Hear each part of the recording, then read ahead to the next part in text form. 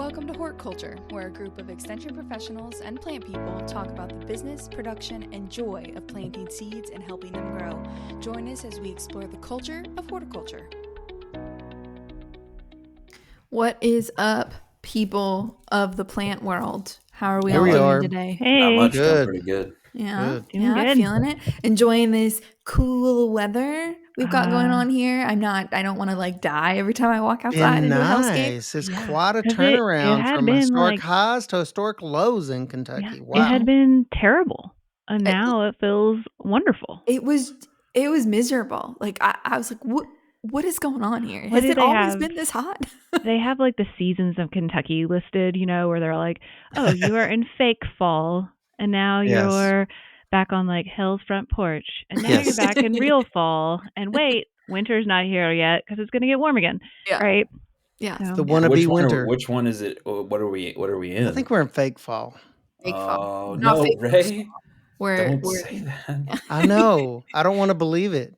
I just don't trust it. This beautiful weather we've been having. As the chief PSL advocate among us, you should be encouraging fall. Literally anything under 98 degrees, not the band, but the temperature. Anything under 98 degrees 98 is PSL weather for me in September. Yes, indeed. Was that the I'll never break your heart? Was that Backstreet Boys? Oh, God. That is not Backstreet Boys. No, it's not. Do not quiz me on this. Even if I knew, I would the say Backstreet Boys. Yeah. But Jessica and I definitely bought tickets to go see them together, and in the month COVID of February 2020. Mm-hmm. So can you imagine what happened? Yeah. It got moved to like December 2020, or no, wasn't it like it was October? Like 2 years later. I think the universe was conspiring against them. I remember you were like, I'm going to be very pregnant, so I don't think I should go to this September concert. Of 2022 at the like mid-month, and I had my son like a week later, so we didn't go. Brett's got a spooky shirt on right now, I can see. Oh, wow, it's really looking, it was really pointed right at my belly. Yeah. Whoa, he's got a skeleton on his shirt, and I was like, Brett, are you aware? Spooky season. It is spooky season. That's a cool shirt, Brett. We can see each other on here. So spooky season, fall always makes me think of like eating. Well, I guess all the seasons sort of make me think of eating. Same, Brett. Honestly, same. Right? Yeah. So, question. So I'm imagining primarily a breakfast context here. Okay. If you had to rate, and you could just pick the top 3, or we can do a full rundown. The following carbohydrate side item for breakfast. Okay. Biscuit, bagel, toast, cornbread, English muffins, tortilla. Oh, that's a lot.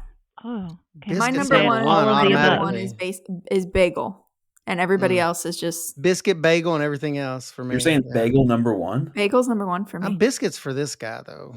Number 1 biscuit. Oh, okay. You threw me for cornbread there, Brett. I know it's a versatile food, but I mean, you threw me. I don't normally think of it as a breakfast, but I mean, I think I would say I could freestyle some cornbread though. Bagel because they're so diverse. Can we do a top 3? I mean, is that allowed? Mine would be bagel, English muffin, biscuit. English muffin number 2? I actually have an English muffin for breakfast like almost every day. Mine would be exactly the opposite. Mine would be biscuit, bagel, English muffin. Biscuit, bagel, English muffin. I again wanted to say all of the above because I like carbs. Just because like there's no carb that's beneath another. Right. But I would say probably a bagel, a biscuit. And it's really hard to choose the next one. It is. Number 3 is hard. Or tortilla. I can't say it. Tortillas? Yeah, tortillas. With like your scrambled eggs and wrap it up. And a breakfast burrito. But we have those for dinner. So for you bagel lovers, what if you eliminated cream cheese and all toppings? Would you still choose a bagel? Yeah. Is it just the vehicle to deliver the taste? No, okay. Quite the opposite. You can get an everything bagel for savory, or you can get like a cinnamon raisin one for sweet. So many different options. I'm not a big sweet bagel guy. I like the sweet, but I like the I'm raisins. I'm a savory breakfast person, like 90% of the time. Has to be savory. Dang. Mm-hmm. Do you eat like fried potatoes for breakfast sometimes? So do we have biscuit with biscuit and so my top 3 are, I think this was my order that I posted in the chat on here so that we could take a look. The order I read them in was the order that I chose. So biscuit, bagel, toasted. Did all of us have biscuit in our top 3? Yes. I think so. Did all of us have bagel in our top 3? Yes. Yeah. Wow. We're set. Good. 2 out of 3 is not bad, folks. 2 out of 3. And Alexis had English muffin at number 2. Wild card. And Ray had English muffin at number 3. Mm-hmm. I love that. Well, I just recently got some English muffins for the first time in like 5 years, probably. And you didn't make them? I feel like that would be something you would like be making. Oh, I did make some a while ago, but I just got them. Who am I, Jessica? I don't make English muffins. Haven't made those yet. Well, there's next time on the list. There's time. I did make biscuits. And there's a big difference in English muffins. I mean, there's a wide range of English muffin qualities. It's not biscuits and bagels and whatnot, but in the world of donuts, just to open up another. Wait, we left off donuts. Donuts I feel like donuts, it's a standalone thing. Then we have to get into pastries and scones. I was going to say, if you get into that, then there's like danishes and all sorts of things. Slippery slope. We go from donuts to danishes to just dough. We're like, okay, yes, dough. We like dough. Sometimes I just get brown sugar and just eat handfuls of it. Yes. Yes. Well, everybody did that as a kid when you had the opportunity. Or adult, of course. Either way. Or just melt it in a pan and take a spoon like a cultivated human. But anyway, so this local donut company does some really fun. They do a March Madness thing where they have donuts play against each other in the tournament, like the basketball. Nice. And I'm always struck by their approach to marketing of their products, and they sort of stay in my mind more than donuts stay in my mind naturally. With their marketing efforts, and I literally almost never see them on social media. They don't have any billboards around town. I occasionally go by and see the place. The one main way that they stay in my orbit is through email marketing. And then I started thinking about how, like, as I don't know if I'm an elder millennial, maybe a middle millennial. You are a millennial, just a millennial, but like vibe-wise, elder, mid. I don't know. I have I've developed a certain distaste, jadedness, whatever, for social media. And I myself have pulled back from social media to some extent. And so if I'm a customer of a business, I've also pulled back from that ability of businesses to reach me through social media. And yet I still check my email. I still opt in and opt out and unsubscribe and all that kind of stuff. And so I thought it might be a fun topic to talk about email marketing. How's that transition from biscuit, bagel, that was smooth. That was good. Donut? We went from biscuit bagel to email blast. I like it. Donut, do not unsubscribe. Ooh, oh. I like I've been riding the high for an entire week from Ray's Pawpalooza. I just popped off on that. I just popped off on the pawpaw. It was seeing raw talent out in the environment. I'm still just thinking about those really concerned raccoons, making sure that Ray has all his vaccines up to date before wrestling for some pawpaws. I've seen this guy eat out of the garbage. I want to see papers. Yeah. Yes, the raccoons fear me. Need some records, some vaccination records, please. They fear my health records, so more than they do actually me. So when you hear email marketing, well, as a customer or as a business person, what comes to mind for you all? It's interesting that you differentiated between email and social media. That's really interesting to me. Just backing up to that comment that you made. And I have more than one friend, for whatever reason, that they're limiting their social media time, but yet they do not classify, for the most part, email into social media. And that's interesting because now with HTML formatting and advanced formatting and modern email platforms, emails can be a form of social media. They went well beyond plain text years ago into this robust platform of their own, and yet people don't include email in with their social media. So that's an interesting point there. You started off right away with Brett. I think I don't necessarily include it because it's something that's mine, very similar to like the way a website is mine. Oh, like targeted to you because it's Well, your identity it's it's that coming towards? sort of, but it's not. I mean, if you're using like a certain platform like a MailChimp or a Constant Contact, maybe a little bit, but mostly it's that those people, I'm not going to lose those people if Facebook deactivates or somebody, takes over my account, or there are certain restrictions to, how many So you're photos I saying, can like, on the post. marketer side, Yeah, you yeah, think that of it as an outlet that you have more control and right, agency and right. ownership over I than, lump say, it a in. Facebook profile Yeah, or an I lump it Instagram in more with profile. like my website as far as like the way I think of its kind of use, and how important it is to not leave it out of your marketing, as a marketer often do. I think about it as a person receiving them. If you're just to say, like, what do you think of when you receive these emails from one of these businesses? I think of it two ways, depending on what type of business it is, right?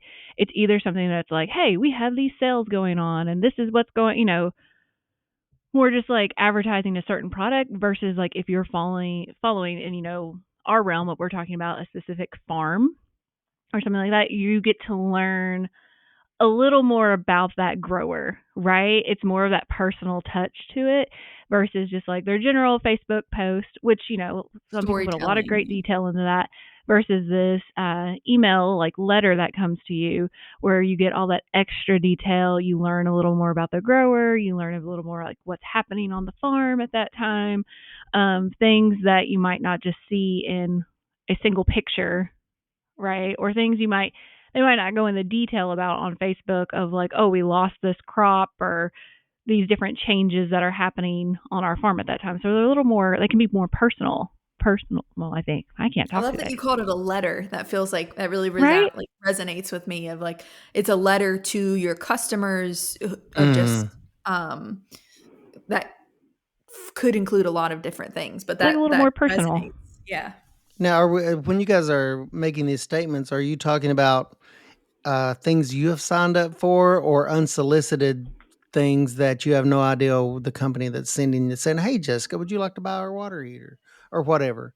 I mean, does that make a difference? How does that play into all of this too? Yeah, I like to be able to just sign up for them because sometimes I get as it is known now, I'm the least techie person on this podcast. And I get very frustrated when things are like, you want to sign up to receive like 20 of our emails a day. I don't like that, right? I Mm. like want to automatically like opt out of that. Um so I appreciate it like when it's a smaller business or something you're really, not like one time purchase, right? And now you're going to get like multiple emails about this business. Yeah.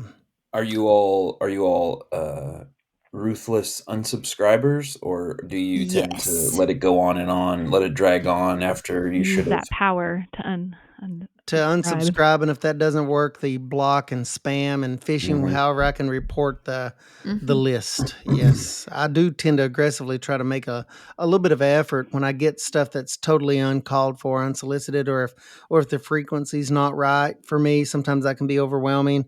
I will unsubscribe, or I will try to block that somehow. Yeah, I think for me, the idea of control goes both directions with email marketing in a way that it doesn't with some of the other social media platforms, in that you, as the subscriber, you also have more control over whether or not you want to hear from this person anymore. And you can cultivate and curate your feed, so to speak, within your email inbox much more effectively than you can your feed on a broader social media platform. I mean, you can, but you're kind of always going to be pushing back against dollars that are spent for advertisement. You're going to be pushing back against these Algorithm. algorithmic efficiencies that are trying to get you to stay on the platform as long as possible so that you can be exposed to more ads and you can be exposed to Mhm. more content and spend more and more of your time on You're there. the product, yeah. Yeah, and I'm not saying that you should not social media market, but the number of people that I come across in my work who have a social media platform or a presence of some sort, whether that be Facebook or Instagram, and in some cases spend a non-trivial amount of time on it, and have not looked to explore email marketing is pretty wild, because in my estimation, especially once you've gathered a sufficient, a following, basically a number of email addresses, whatever, it often is the greatest bang for buck time spent marketing platform that you see. I mean, there are various materials. There's some good stuff from Penn State University about the efficiency of email marketing, and I think in particular, I've said this before. I think how many times am I going to say email marketing on this? I think in The general, the EM. EM is the most similar to the word of mouth, direct relationship driven, direct marketing approach that many of the producers in our state and the businesses in our state take in their day-to-day business. That it's more of this cultivated personal relationship rather than the marketplace of Facebook posts or the marketplace of Instagram posts or the billboards and advertisements and papers and on TV and everything else. It's a little bit more of that personal connection, and yet it's something that also you see a ton of large brands lean into, to the extent that you can see. I always say, like, we talk about offering samples, tasting samples. It works. If it did not work, places like Costco and Sam's Club would not do it. Similarly, if a brand says you get 15% off your first purchase if you sign up for our email, if you give us your email address, they're doing it because they know the efficacy of having that direct point of contact into your mailbox. And so you can learn some lessons from that. And so, that's just like my long-winded reasoning for it. It also just, if like, I like the fact that someone can tell me that they don't want to hear from me anymore, just like in a ethical Non-confrontational consent. way. Yeah. Well, just as Unsubscribe. consent. I don't want to keep spamming you and sending you stuff that you don't want to hear. We get that on the CCD newsletter. Sometimes people will be like, "Can you unsubscribe me?" And I'm like, all caps. And I'm like, yep, that's not a problem at all. We don't want to send you anything you don't want to hear. So how long have you been doing email marketing yourself, Alexis?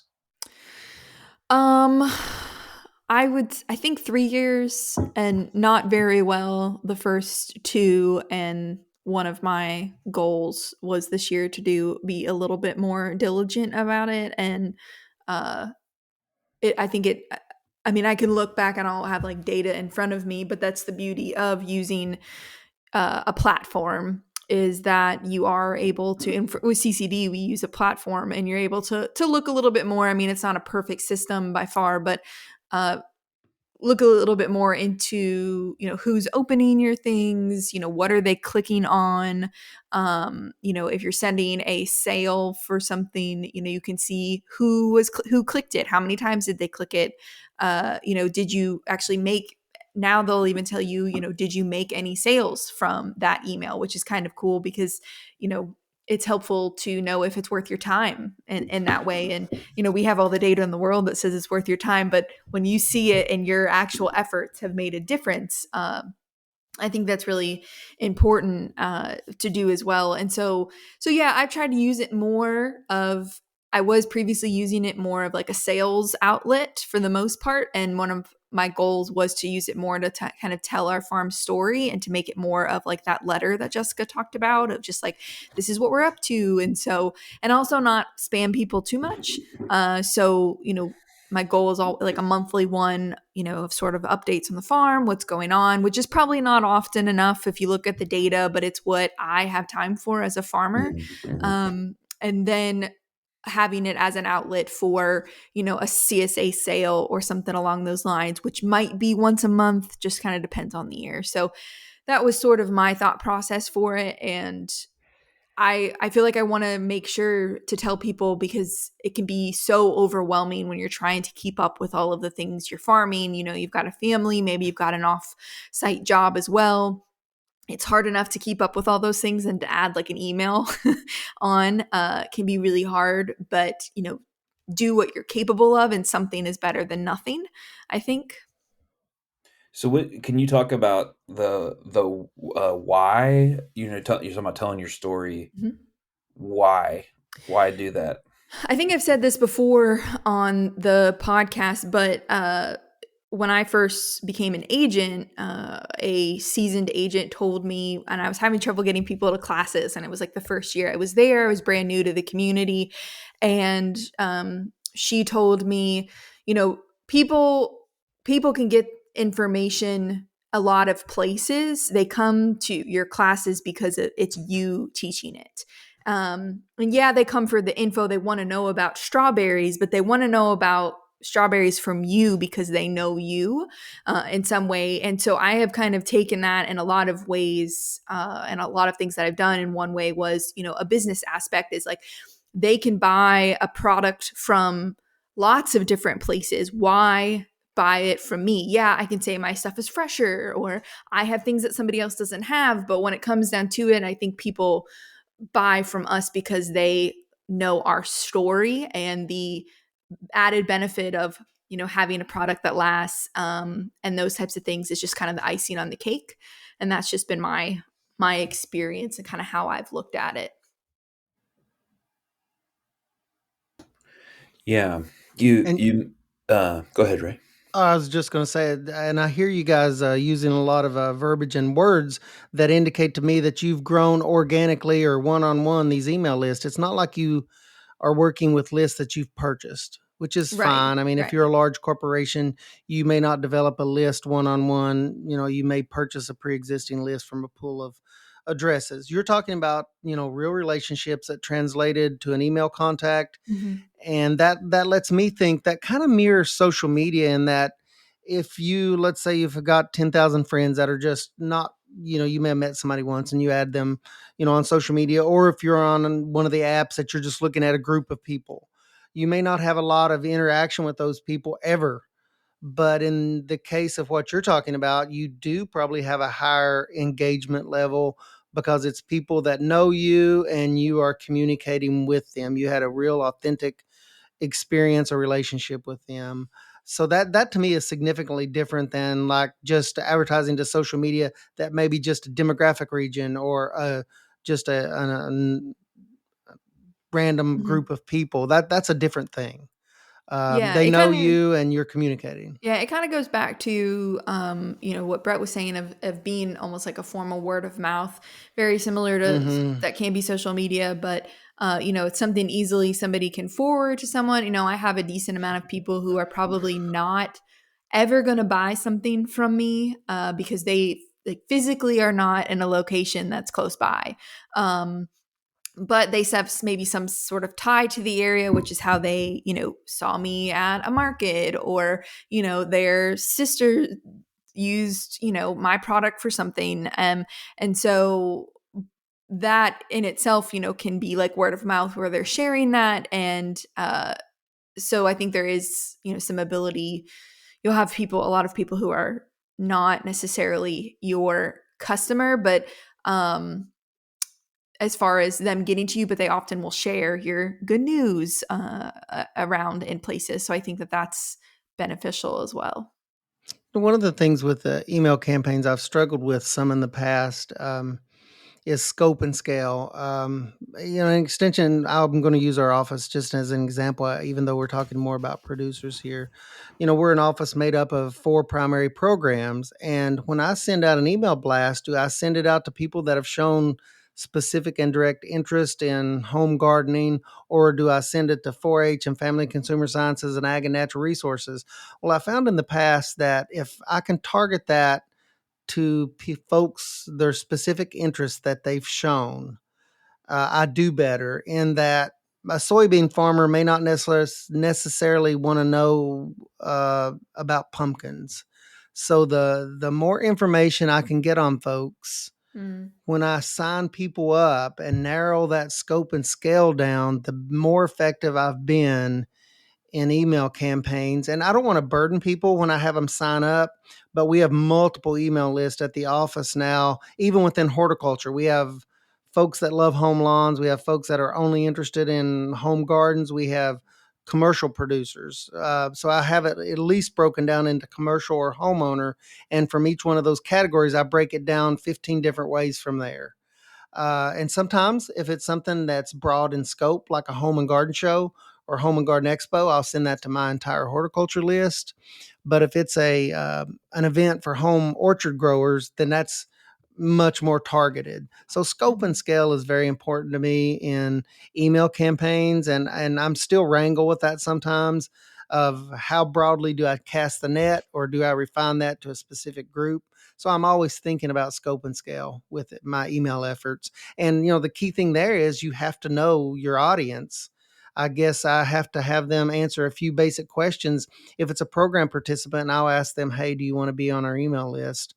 I have learned to ask like a little set of questions and get that information somehow, jot that down, or have a sign up form or something that says I'm interested this and this and this. And I imagine probably, Brett, wouldn't that apply to like a big commercial farming operation too? That if you grow soybeans and corn, you also have an apple orchard and do pumpkins, all that. Wouldn't that apply there too then? Yeah, I mean, kind of what you're getting at is the idea of like a customer segmentation, that you have Yes. these segments of your customer base that are distinct. And if you feel like your customer base is divided enough, around interests, you may not a big bulk email list may not be the best way to reach out to all of them. And so you could think about having separate emails. It could also, you may also find that within each segment, they have a different preferred method of contact. That's, some people they just want to be called, or they want to be texted. And so that's a whole other, the Yeah. Wow. text-based Yeah. marketing is a whole other The texting is avenue. something different. Yeah. Uh-huh. Good point. But I think for, if we're talking mostly to people who are just getting started or just trying to figure things out, I think targeting a group that does have kind of a similar shared interest, central interest, whether that be for they love your products and they want to know about product updates and sales and that kind of stuff, and maybe they can buy it online, or they can buy it, in person or something like that. Or maybe they're just into it more for the products, or the farm story and the connection to you, and they get their updates about the product somewhere else, or they just know that they're going to come and see you on a certain day, or they know how to get to you where you are. To me, the first real step, and this is something we've hinted at here, is getting the emails, getting that process of collection started, and also committing to it for enough of a period of time that you don't feel silly writing an email once a month to 12 people for 2 years. You want to maybe build that up to 50 or 60 or 100, or whatever that target is for you. And having I know a lot of our examples here have been from some of our experiences with extension, but I think that some of them really do carry over. So we had, when I started in with the CCD back in 2015, I think we had maybe like 300 or 400 email subscribers.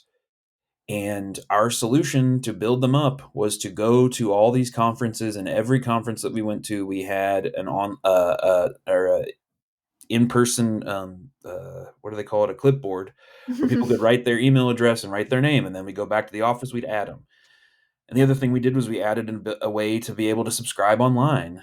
And we just but the name of the game was promoting it, making sure people knew to sign up, making sure, asking people if they wanted to sign up, telling them they can unsubscribe, and really pushing and promoting it. And so you're like promoting the products, yes, but you're also promoting the list itself as a mechanism for connecting with the products. And um, I'm making it sound like a lot of work. It can be as simple and as streamlined as you want it to be, but that first step of really starting, and people are actually really chill about giving over an email address a lot of times, because they know they can unsubscribe. It's not a big deal. And in many cases, they probably like you, and they want to hear from you, more from you and less about their expiring Kohl's cash or whatever else.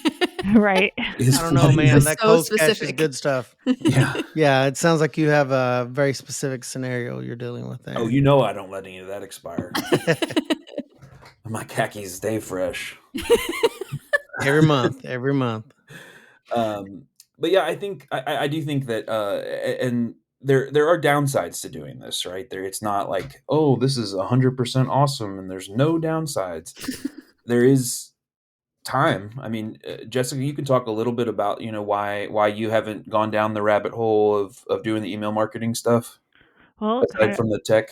yeah, like I said, like the tech stuff, like both my husband and I should not be tech challenged because of our age and everything, but we are. Like he's far worse than I am.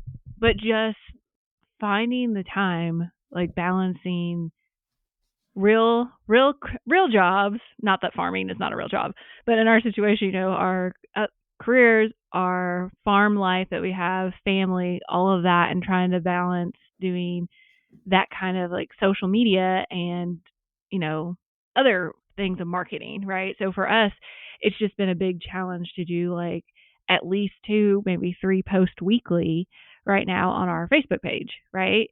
To advertise stuff during season. And you wouldn't think it would be that hard, but time you do all those other things to remember to do that. So yes, like, as you guys are talking, I'm sitting here in my mind, I'm like, oh, I could do that. I could do an email, like, send out. But then it's just like making sure to balance that time. Can I really do that along with all the other things that are happening behind the scenes to make the season go smoothly? Besides the growing, harvesting, selling, all the other business aspects that go into, running a farm business and stuff. Just trying to find Yeah. that time for it. We have a web series that our friend and colleague at the Center for Crop Diversification did called Producer Voices. And one of the Producer Voices topics, it's going around the state and asking producers about some aspect of their operation and just letting their voice speak. And so one of them, the topic was making time for marketing, just because we hear so much that kind of that ongoing refrain. And I mean, it's also like making time for appropriate spray timing, and making time to harvest in a timely way, and making time to, like, all those things do take time, and they kind of build on each other, and then sometimes the marketing gets dropped. But I think, yeah, I think it's a common thing. I would say personally that if, and not to you, Jessica, but to the people out there listening, that if the tech side of it is what you're worried about, don't let that stop you, because it has gotten so much simpler than it used to be to do it really well. But at the very base level, I mean, if you're talking like maybe you collect 15 names, you could just send an email to 15 people. You put it in there, you put the addresses in, and you send the email, and then you can just reply all to that or whatever. You maybe use a blind carbon copy so people don't feel like you're sharing out their emails to everybody. But it can be as simple and straightforward as that. But they also, something I think we've touched on a little bit, is the platform idea, that there's a platform to do this. So in the same way that 20 years ago it was wild internet magic to make your own website, nowadays it is not that crazy of a process. It's the same way with this kind of, to have a really sleek, nice, polished email going out it's not that crazy. And there's some different platforms. If you all come across platforms, do you use them now? MailChimp is a really big one. A lot of people are familiar with. Yeah, it's just like what you said, Brett. It's investing in the time, but not nearly as much time as in the past, because a lot of these sites, these specific commercial sites, have made it art and science, and they do their research for the most part, and they make it as easy as possible for you. You no longer have to know the formatting necessary for mobile devices. You just choose that as an option, that if it's going to, I mean, a lot of these will be native mobile devices because that's how people check their email. You don't have to know that anymore. It'll just be formatted properly. The photos and everything are going to be of such of a size that it's not going to cause issues. So you're absolutely correct that if you are interested in these things, the barrier is much less now than it used to be, as far as the knowledge up front that you have to have. It's way easier now. It's just more than anything, you have to have that purpose and drive and interest in getting started. You have to take the first step. and whatever motivation, is heavy enough to make you do that. That's all it takes.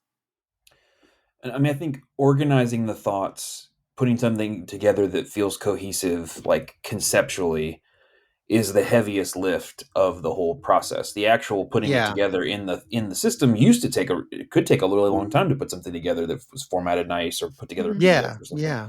But ultimately, still, you have to have the energy and time and brain cells to rub together to make the thing happen, and then go in and do it. And then on top of that, building the list and everything else. But so that's all to say. It does, good marketing does take time and often takes money, whether in the form of time or otherwise. But I think that if you haven't looked into the tech side of it in a while, maybe give it a look, because it is shockingly simple and straightforward to use. And in some cases, you may be able to use some of these platforms for free if you don't have a very large distribution list, and you can send, if you have 100 people on your list, you could very, very likely get away with this, just the cost of your time to do it. Yeah, I usually use like the winter downtime as one. I did that, and I basically made templates. So I made like kind of two main templates, one for like my newsletter, and then one for more for like sales. And then basically it's you go in with your logo, you kind of make something that looks nice to you. And at that point, it's sort of a plug and chug of a new photo, a new paragraph on what's been going on at the farm, and then most everything else like auto populates. And that being said, I still forget. Like I didn't do an August one. Like it just flew by. Like I don't know where August went, but usually I do an end of the month like farm update, and I didn't do one. And I've decided not to be hard on myself about it. So if that's also you, don't be hard on it. So I'll send one here shortly with updates, and usually I just take that as an opportunity to kind of share how busy we might have been or all the cool things we've been doing. It just slipped my mind. No one's gonna, hold it against you if that's, sort of the way you want to do things. Some people are very diligent. It goes out every Friday. I'm subscribed to some great farm newsletters that go out every Friday, and they keep it short and sweet. I rather do like one that's a little bit longer. And so it really just depends on your personality as well. And if you can sit down for 30 minutes every Monday and that's the task you do, or if you're the type of person who wants to spend, 40 minutes, if that, depending on what you're doing. But you can take the opportunity, as we approach winter here, to maybe think about, is that something you want to try? Or you can hire somebody to put those templates together, and then you're just plugging and chugging from there. But it really isn't a hard thing to get set up. The tech part is the easy part. It's the monthly reminder. Yeah, it's a monthly reminder to just write something. And sometimes, I'm thinking back in a whole month, and I know we did a ton of things and I have all these photos, but like putting together coherent sentences is overwhelming sometimes.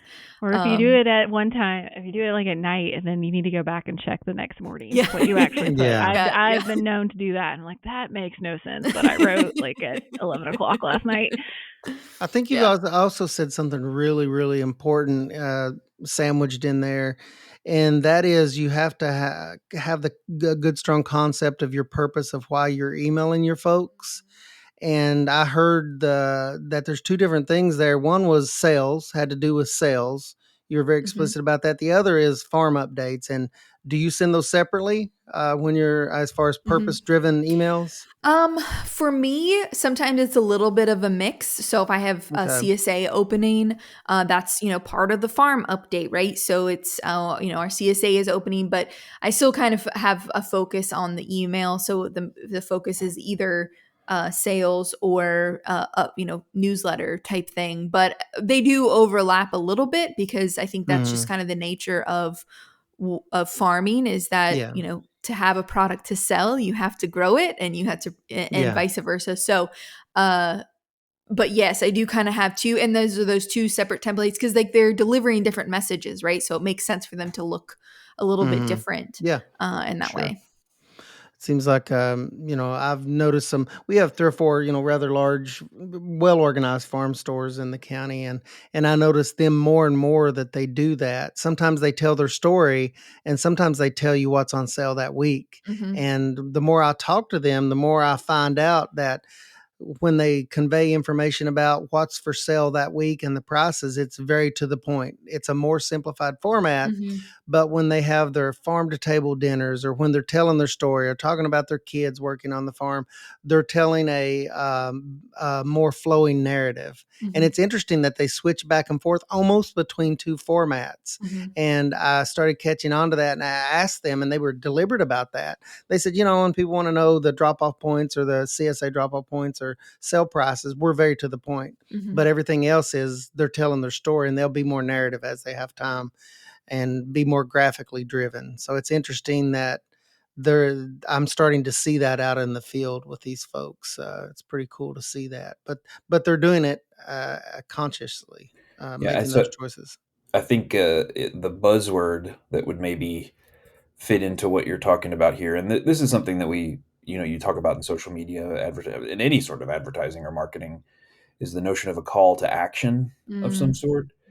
And it doesn't have to be, like a real intense call to action. Like it can be, I want you to do X, Y, or Z thing. The call to action could just be engage with me and my story. Mhm. That's the action that I'm Mhm. calling you to, which means I'd like for you to open this. I would like for you to stay on it long enough that you can get some content out of it that, maybe improves or strengthens the relationship that you and I have as a business and a customer.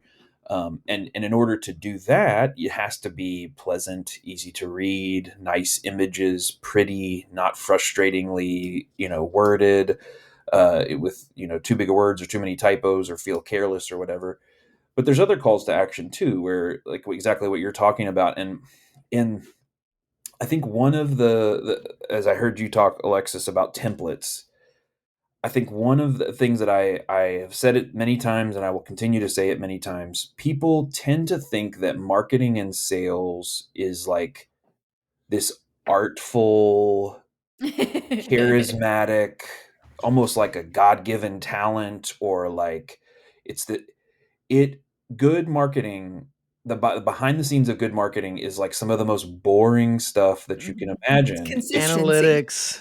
It's consistently Yep. done. It's done with a lot of planning and a lot of thought and a lot of extremely boring decision making data feeding into it. But at its heart, it's about preparation, and it's about exactly what you said, consistency. And I think that like with the on the email stuff, like using the template, don't get in the way of your, like, don't get too fancy with it, and you can do this. You don't have to be some hotshot madman kind of, it's toasted. Mhm. That doesn't have to be the way that you approach doing this, but you do kind of have to think about what the purpose is of what you're doing, which is what Ray was exactly talking about. Like, you're not just sending emails to people for like, hey, just thought we'd say hello.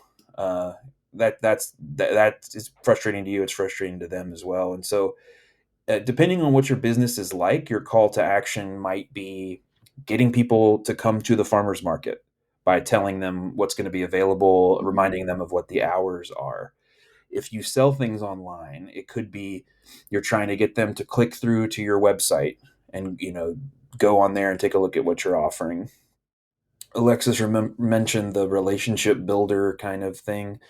I think another aspect of a lot of modern businesses in the landscape that we work in is this kind of like, what would you call it, like edutisement. It's like education and advertisement at the same Uh-huh. time, Yeah, yeah. where you're like, here's simple steps to making a great bouquet. And it's like, you can buy buckets, like you're trying to move a bunch of product, and you can Mhm. buy, DIY buckets, or, 3 important reasons you might want to have fresh flowers in your house, and you Mhm. have some sort of, bring in some study or something, almost like that type of informational orient. Like, it could be trying to get the person to do something or think about doing something with your product. And so the content can take lots of different shapes, and it just depends on what you're selling and how you're trying to sell it. But I totally agree with that, like orientation to purpose and really thinking what is the reason that I'm doing this. And some people forget to do anything except selling, so that every time you hear from them, they're trying to get you to buy something. Mm-hmm. And then there's some people who forget to ever ask someone to buy something. Sort of like, here's this information, here's this education, here's this great stuff. And it's like, oh, by the way, I also sell stuff that maybe fits in with this. And so trying to strike the balance of those two, I think in your social media and also in your email marketing is important and helpful. Because like if you just want to sell commodity products, then you have to beat them on price and you have to beat them on quality, and you're never going to out advertise a large commodity operation. And so you have to differentiate yourself. How do you differentiate yourself? Let me count the ways. Many different opportunities I there. heard there's a podcast I listen to called The Dirt on Flowers. So shout out to them. And they use, I don't remember exactly the tiers, kind of like the buckets necessarily that they use, but ones as an example, and this might be the ones they use, I don't know, but she divides her social media and her emails out into these kind of buckets. And so she says she has like an education bucket. So she'll have one social media or email that's just education, all about, dahlias, how to grow them, blah, blah, blah. One that's selling. And so maybe the next post, the next email is a marketing type email. And then the third one was like social, like about the farm, social, sort of thing. And so she had these 3 buckets, and that made it easy for her and the way kind of her brain thinks of like, what do I post about this week or today, or what email should I send? And so she just kind of rotated through those and would just kind of come up with some general ideas, in some downtime of like, it's much easier to come up with in like a brainstorming session, with people you work with on the farm or a partner or whatever that is. Kind of coming up with this like big bank of ideas. And then when it's July and it's hot and you're miserable and you're not sure what to talk about because you hate that you're even having to do this in the first place, you can just kind of pull out of that hat from one of these buckets based on, kind of what's going on and what you're feeling or what's in the rotation. And that has been really helpful from a social media standpoint for me. And I need to adapt that to email. I haven't yet in that exact way, but my brain really registered with that, if that's helpful for anyone. You guys talk about being busy. I mean, automation. Any of you guys done anything with automation when you can I want to. anticipate? I mean, Yeah, that that's would be so amazing cool. if you know you're going to be harvesting at this time and you've been doing whatever you're doing for a long enough period of time that you can look ahead and say, I know it's going to be hot, sweaty work and I'm not going to have time to do it. I mean, that seems like a cool feature of email marketing, is that you can automate some of these things There's some on cool a AI schedule. stuff going on with Yeah. that. Like speaking of platforms, I've been listening to some podcasts where they've had some guests on who the platform has like an AI base on it. And so they know that a lot of farmers like don't have internet access and they don't like doing stuff. And so you can like, it's almost like you like text the platform, so you could say make up a email about this cucumber that I have extra cucumbers, you can find them at the market on Saturday the 8th.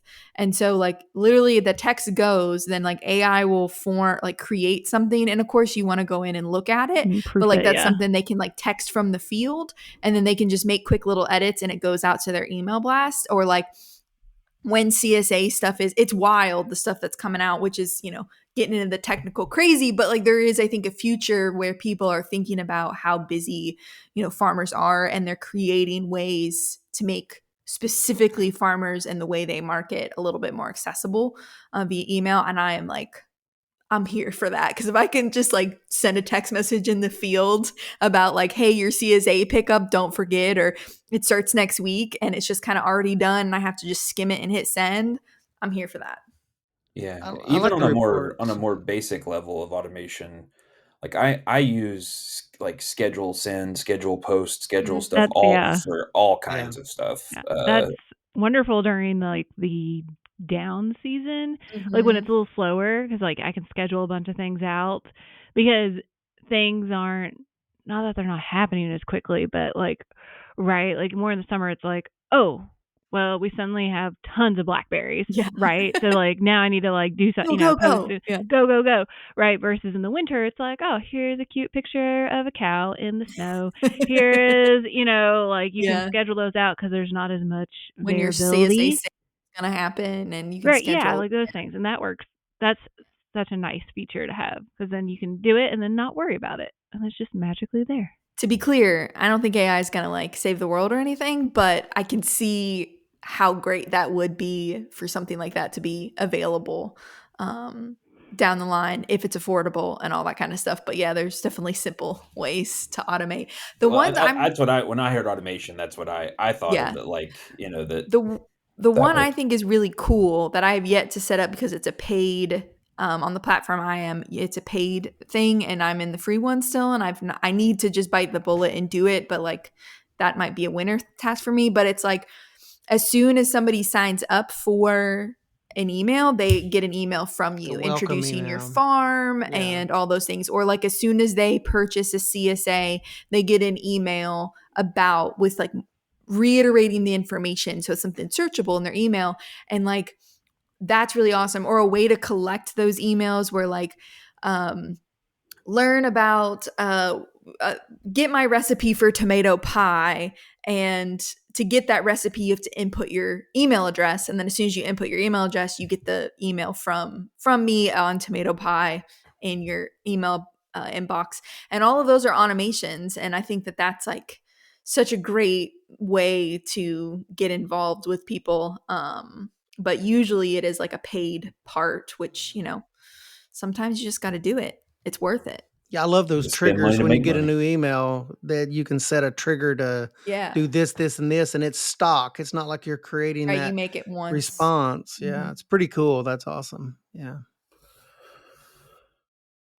Well, so hopefully we've covered enough ground on this to maybe get you to think about doing some email marketing. That's the call to action, isn't it, today? Yeah, our call to action is for you to please like us, be like us, please, think we're cool, but also to maybe look into that. And we recently, it's funny, I saw this old, the memories where it's like 41 years ago you said this on Facebook. And it was from 2017, and I had posted something about thinking about switching over to MailChimp for our work email, and our work email list. We just recently changed over to MailChimp, and it's been a really fun process to kind of figure out what that platform looks like and be able to use it, and also be able to talk to people more about our experiences with it in a very different format, but. Yeah, and whether you use a platform or you're just collecting a simple old email list, old OG style, I think it can really pay off when it comes time to communicate important information or let people know that you're going to be if you're not going to be there at a farmer's market or something like that. It's just a little more direct line of communication to your customers. Mm-hmm. And in direct marketing, that is our primary advantage, is that we are able. The person who's operating the business is able to have a direct relationship with the customer. And so the more we can take advantage of that, the better. But I think, if you all want to hear more about other, marketing techniques or approaches, we can definitely do that, pull in some fun guests and do stuff like that. But as always, let us know. I won't do the outro. We had to do it without Alexis a couple of weeks ago, and I was almost kicked off the podcast for my failed outro. You're welcome. See you next week. And no one knew to cue the music. Yeah. Like instant freak out. What am I supposed to say now? Yes, if you want to hear more about marketing, absolutely, you can shoot us an email, horticulturepodcasts@l.uky.edu. It is in the show notes. You can also follow us on Instagram @horticulturepodcast. You can leave us a review and say this is super helpful, or, X platform link is the devil and I will never use it again, but you give us 5 stars. That's great. It helps other people find us, and then they can learn that the email platform you used was the devil, but you gave this podcast 5 stars. So that is always super helpful for us. But yeah, please feel free to reach out. We've had some people reach out lately We will get back to you. We promise. We've seen your email, and it's in the queue. So if you sent one, you're in my queue. You may have already heard from us by the time may you have hear already this. heard from us. Please feel free to reach out. That's what we're here for. An extension is to kind of give you some help. So, and we did get all of those headshots, Alexis's headshots printed. We have a lot of people requesting signed headshots. We got a little backup on the printer, but we should have those out. They tried to ship us matte instead of glossy, and it was a whole ordeal. But we hope that as we grow this podcast, you will grow with us, and that you'll join us next week for something new and fresh.